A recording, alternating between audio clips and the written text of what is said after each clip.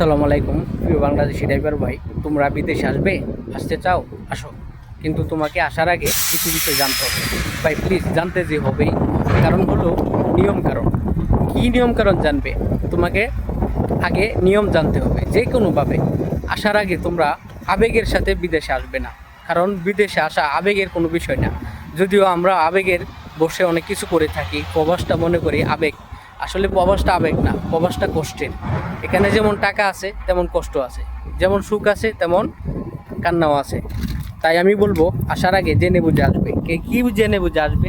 কী বুঝার আছে তোমাদের, কী জানার আছে? দেখো, গ্রাম্য দালাল দিয়ে বিদেশে আসবে না। গ্রাম্য দালালের হাত ধরে যদি আসো, তুমি বারবার প্রতারিত হবে। হয়তো 100 লোকের মধ্যে 5 জন লোক সুবিধা পাইবে, 95 লোক যিনি কষ্ট পাবে। আমি বলবো সরকারি এজেন্সির মাধ্যমে তোমরা বিদেশে আসবে। সরকারি এজেন্সি খুঁজে বের করো, ঢাকা চলে যাও, বনানী চলে যাও, বিভিন্ন জায়গায় বিভিন্ন এজেন্সি আছে, যারা এজেন্সি থেকে আসলে প্রতারিত হওয়ার চান্স খুবই কম।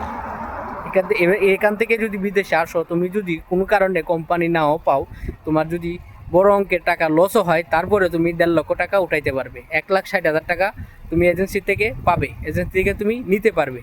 এটা চুক্তিতে থাকবে। আর যদি গ্রাম্য দালালের মাধ্যমে আসো, তাহলে কিন্তু এই চুক্তিটা তুমি পাবে না। আর গ্রাম্য দালাল ধরতে পারলেও তুমি টাকা নিতে পারবে না। কীভাবে নিবে? গ্রাম্য দালাল কি তোমাকে টাকা দিবে না। তাই আমি অনুরোধ করব, তোমরা বিদেশে আসার আগে জেনে বুঝে আসো, আর সরকারি এজেন্সি থেকে আসার চেষ্টা করো। ভালো থাকবে, সুস্থ থাকবে, আল্লাহ হাফেজ।